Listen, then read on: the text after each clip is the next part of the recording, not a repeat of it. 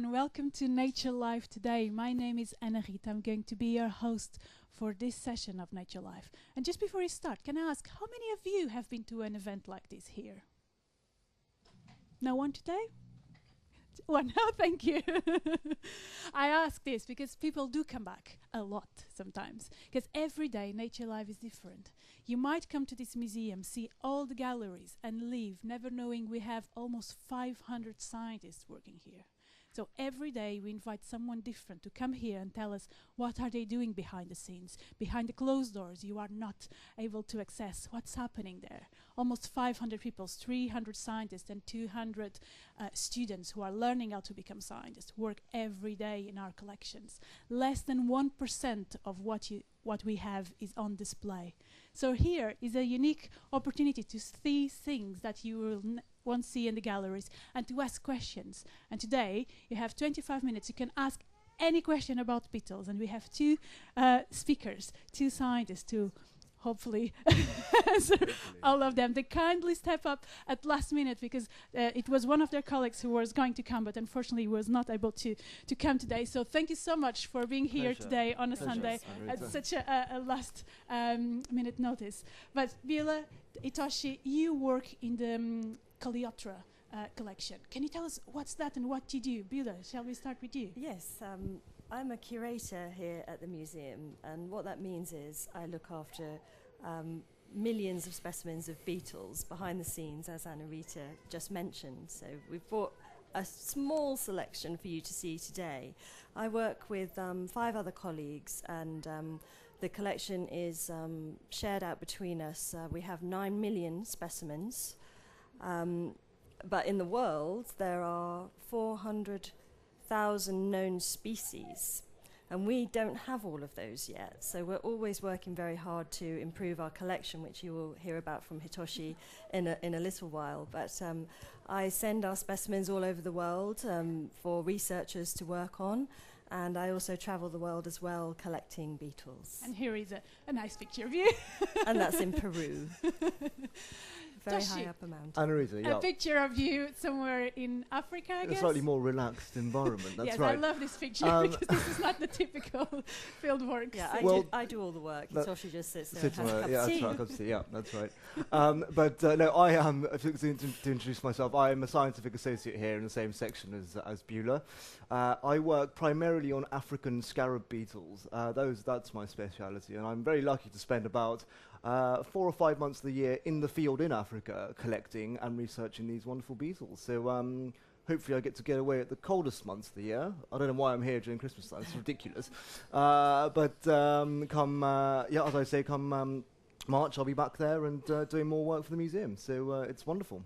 Absolutely wonderful. And you have some stories to tell us that we are going to hear about later on. But Beulah, you said that we have 9 million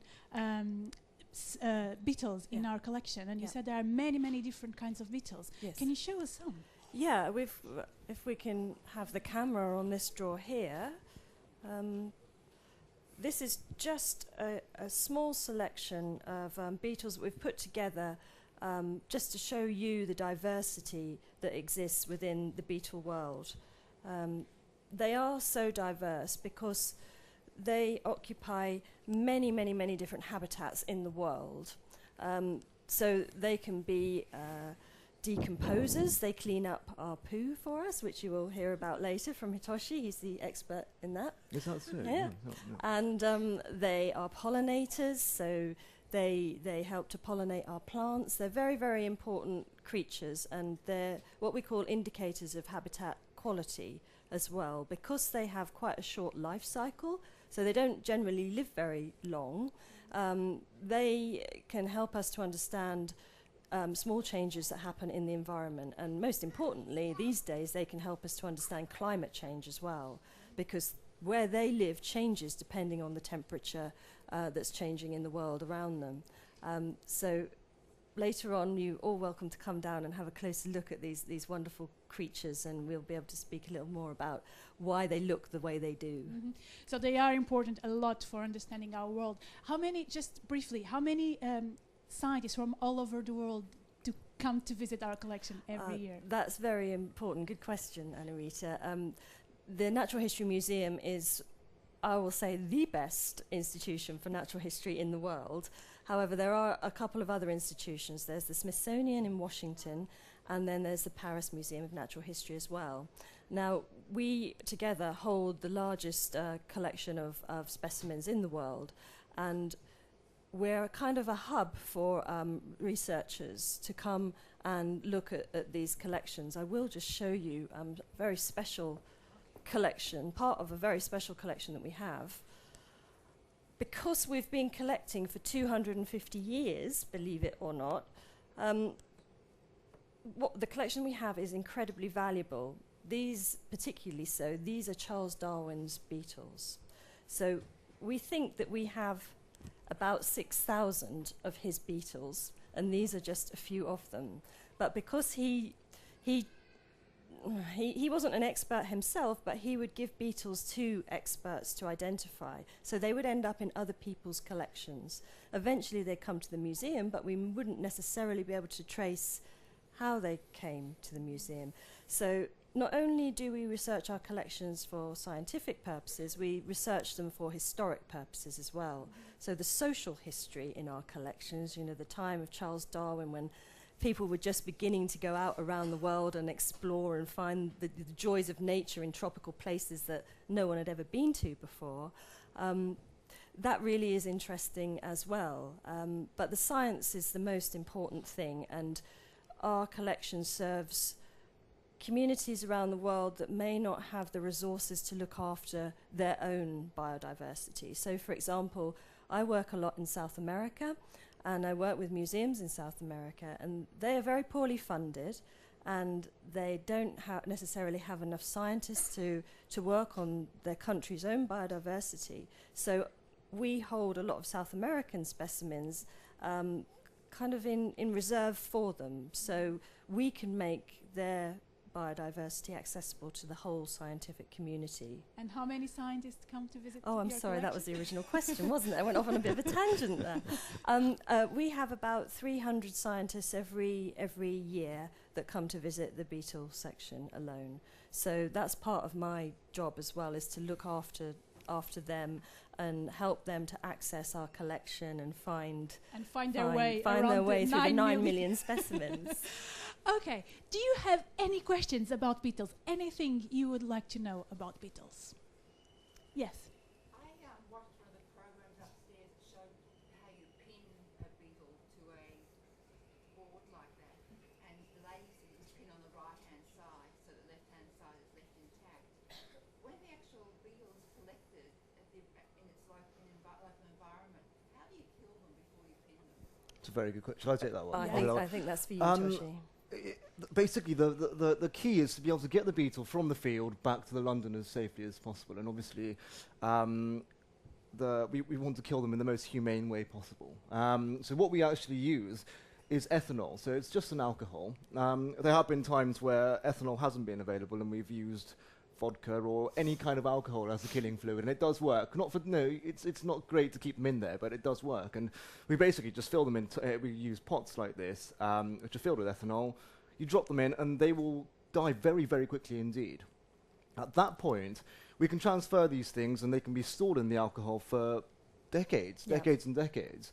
And obviously, from this state to a pinned specimen, we have another process of, as you've just mentioned yourself, pinning them properly. But we kill them in ethanol, store them in these pots, and bring them back on the planes. We drain some of the alcohol off, and they just come back like this. So that's the safest means of storing these things. As I say, when they dry up, they become very brittle, and they start breaking. So the safest form of transport is in ethanol. So this is how we do it. Lovely Thank you. question. Good. Any more questions? Yes. What's the rarest beetle in the world? Ooh, that's a very difficult question. It's a good question. It depends what you mean by rare. So rarity is almost subjective. There are beetles in the world that you might only find in one habitat, so they might only live on the top of one mountain.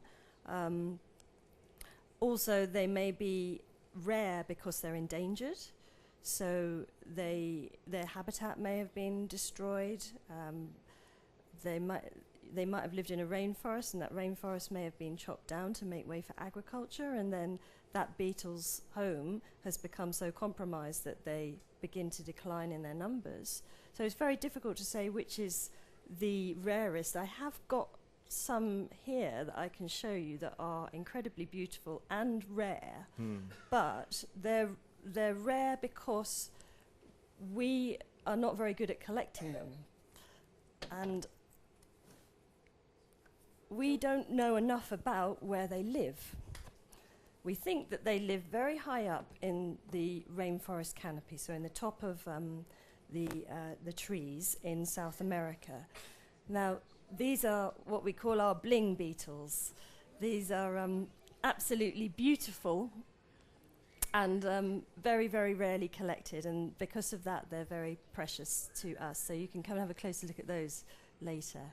You can come, can take pictures, but please do not touch them because, as Beulah said, they are very important for scientific research. Any more questions?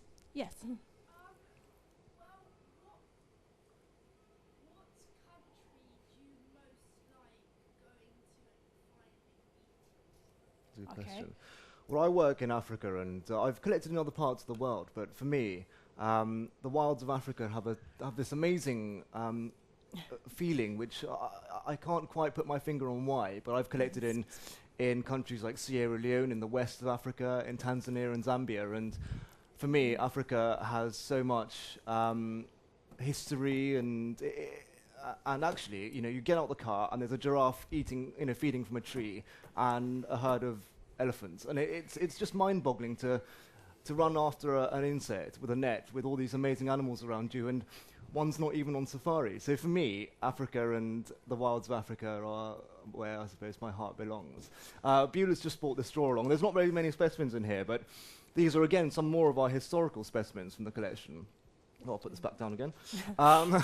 And these were collected by the great African explorers, Dr. David Livingstone and Henry Morton Stanley.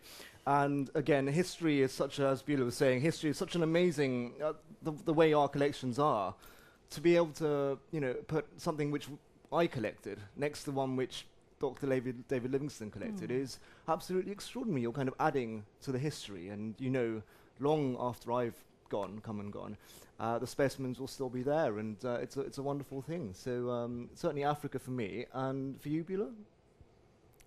I think I've yet to find the most amazing place for me. I spend quite a bit of time in South America, and I love the tropical rainforests because every day you see something that you've never seen before, and that to me is absolutely incredible. And also it's close to my heart because it's an endangered habitat. You will all know how endangered the rainforests are.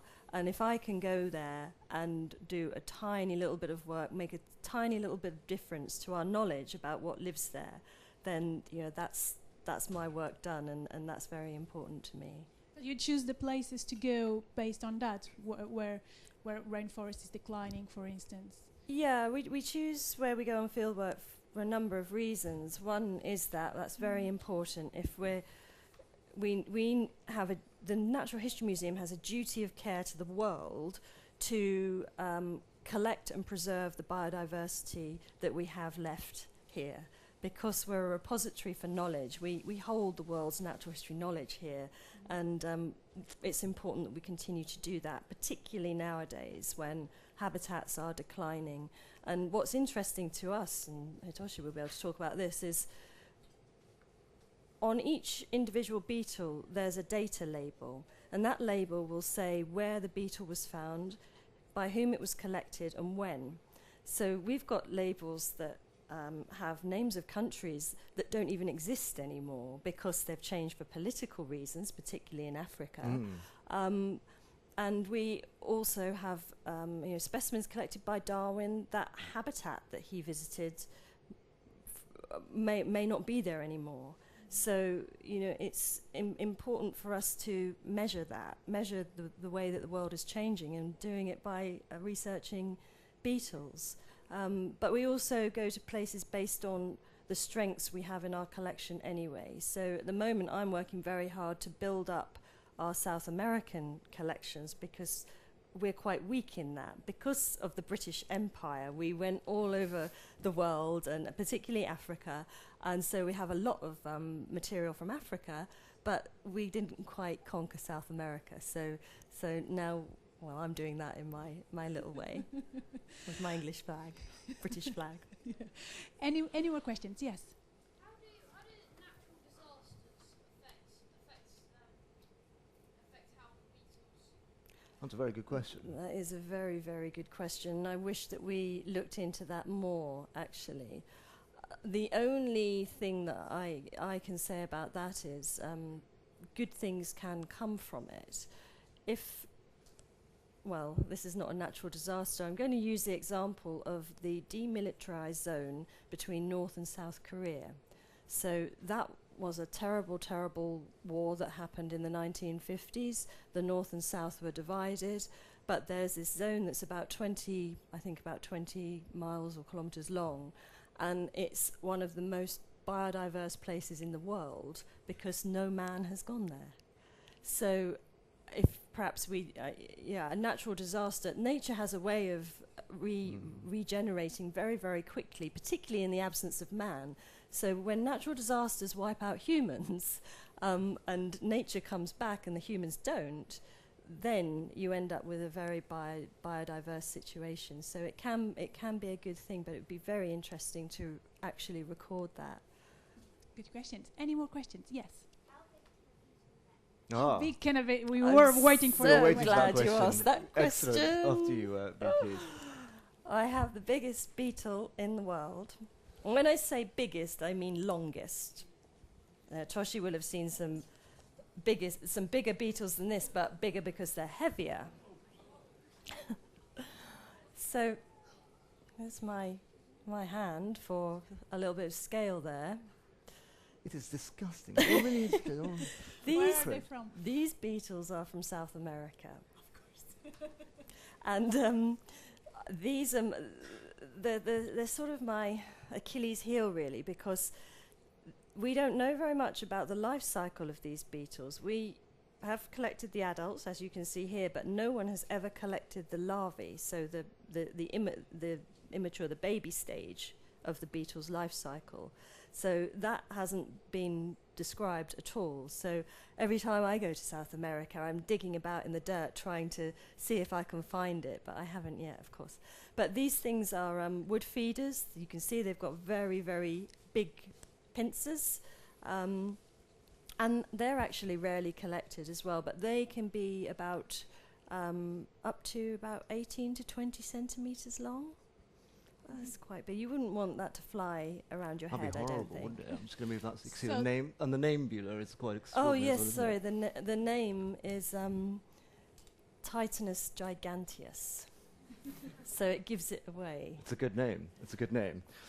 And leading on from the biggest beetle in the world to the heaviest beetle in the world. And again, it's another beetle with a rather impressive name, which is called Goliathus orientalis. Orientalis because this was a specimen which is found in East Africa. These are the biggest beetles in Africa and the heaviest beetles in Africa as well. What I'm going to do, I'm going to get you guys to, you're more than welcome to pick this up. I'm going to pass it to you, young lady at the front. Be very careful. Be very careful, but you can just pick it up and see. I mean, it is an unbelievable insect. And again, these things fly. And so imagine that land getting caught up in your hair. It would be awful, wouldn't it? It would be dreadful. Especially in your hair, Toshi. It would. It would get all dark. Just be a massive knot. One massive knot. Thinking about being in the field and collecting and finding these sometimes not so friendly or not so creatures. Toshi, can you? Yes. We have put together some pictures of you in Zambia, I believe. I Can see. you, Yeah. Can we go through Yeah, it of and course you we can give us an idea of how it is to be in the field? Yeah, absolutely. Well, this is Tanzania, and I think some of these photos are from when Beulah and I were out in Tanzania. Essentially, our work in Tanzania concentrated around the wonderful volcanoes. The main volcano in Africa being, or in Tanzania being, Mount Kilimanjaro, an extinct volcano. But Tanzania is full of mountains. Everywhere you go, one imagines kind of wonderful scenes, savanna scenes of elephants and giraffes. But actually, from nowhere come these incredible mountains from 600 meters to 3,000, 4,000 meters high. And our main targets have been to get up to the mountain tops and to work on the species which are found in the mountains. It's rarely happened. It's a real slog. It's a real slog to get up into the mountains, and we need a huge quantity of people. Oh goodness me, roads are terrible, and that car nearly went over, and that would have been game over. But we have huge amounts of manpower to get all our equipment up into the mountains. And what we do is we stick a big, one of the things we do is stick a big light bulb up in the middle of the forest on top of the mountains and wait for insects to come along. That's right. And that was. Do you remember that? That was awful. Yeah, this is Hitoshi decided that this would be a great place to collect beetles as we were driving along to one of our field sites. That's right. Yeah. And when he came out of the pond or whatever that was, he was absolutely filthy. I said, "You're not getting back in the car. It was You're pretty walking the rest of the way." I know it was a long. But you did get some beetles. I did get some you? beetles. Yeah, I came out successfully, but it was very Probably swampy and some muddy. nasty tropical diseases as well Exactly. in that water. Hopefully not yet. Touch wood. Touch wood. Let me see if we have some pictures of you. In the field. We put together this morning. Oh, what's this? Oh, these are some of the biggest dung beetles in the world. The ones I work on. There's some under there. Dung beetles are such a crucial part in the ecosystem, especially somewhere like Africa, where there is a lot of big animals, which means there's a lot of poo. And so there needs to be something to clear the poo away. Without these dung beetles, you can only imagine the quantity. There'd be layers, feet of poo everywhere from elephants and buffaloes and things. So these dung beetles are a great way to understand the health of an environment. It's very simple. If there are no animals, there's no dung beetles. So we can try and find dung beetles, and if we're finding dung beetles, we can almost be sure that there's going to be animals in that environment without actually having to go out and look for the animals themselves. So I actually look at the dung beetles themselves, and there's a few in the middle drawer here, if we can get up on the main screen. And basically, these massive dung beetles, sorry, we had them there. There's a few up here, some of the biggest ones in the world. And what they do is they land as soon as the dung has fallen from the animal. They land on the big ball of dung, and then they just dig. They just dig down, and create a big chamber underground. So they kind of run up and down these holes they make, tunnels they make, and then they push dung up, dung down, and then they go back up to the surface, get more dung, take it down. And then they create this big ball of dung underground, lay one egg, and that's enough dung for that one egg to turn from egg into another dung beetle, which is amazing.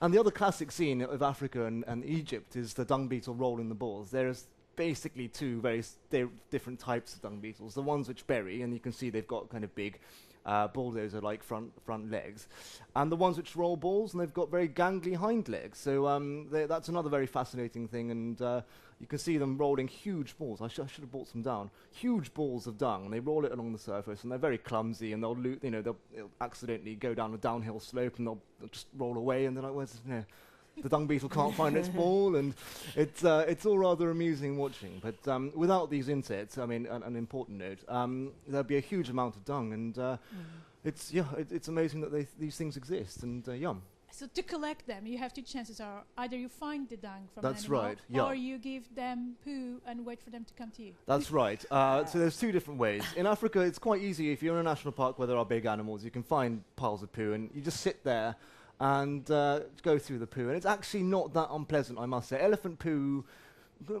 kind of smells like it's a rather pleasant smell. I mean, it's rather strange for me to say. It's a rather pleasant smell, kind of like a nice compost is the way I'd put it.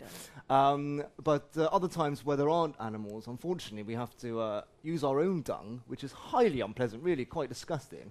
But it also does the same trick. We kind of plant a few of these pots into the ground, and we hang a ball of poo above it, and overnight they come along, and then we're able to collect them in the morning. So yes, the hardships of you learn a lot about your colleagues. You do, don't in you? the field. That's right. Yeah. That's right. Yeah. Well, more pleasant. Less said the better about that. Yeah. This is much more fun, isn't it? This is one of our light traps. So it's a specially designed 128 watt massive light bulb which we stick on at night.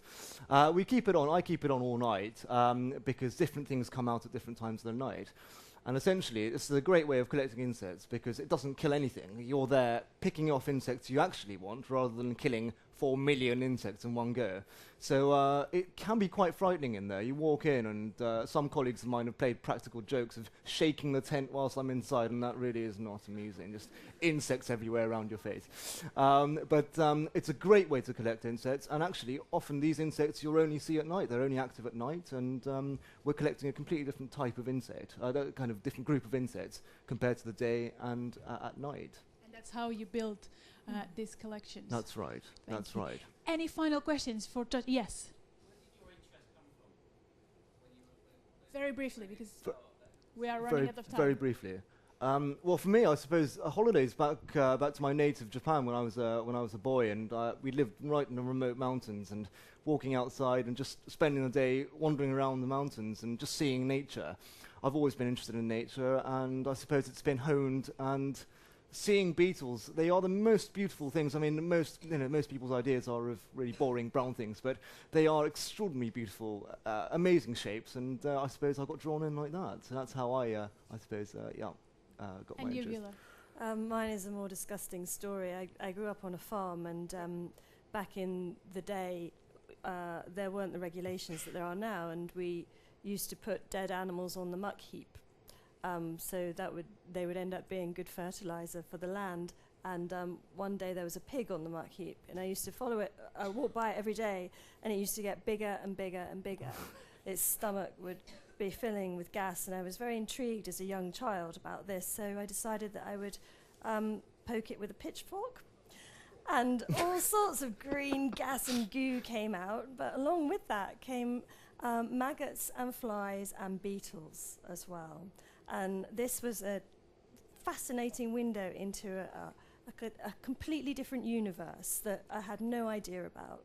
And from then on, I was always poking about under rocks and dead animals and things, because lots of beetles live in dead animals. They're actually very important in forensic science as well. So, but that's another story. So that was me. So looking around, looking at what's around you. Any final questions? Yes. What's the smallest animal in the world? Let's go for the smallest beetle, and then if you know the smallest animal. We can talk don't about actually have that with us. That's a shame. We've got some in the collection, and they're smaller than I don't know, a pinhead. They're about 2 millimeters long. If that means anything to you. I have a picture of it somewhere.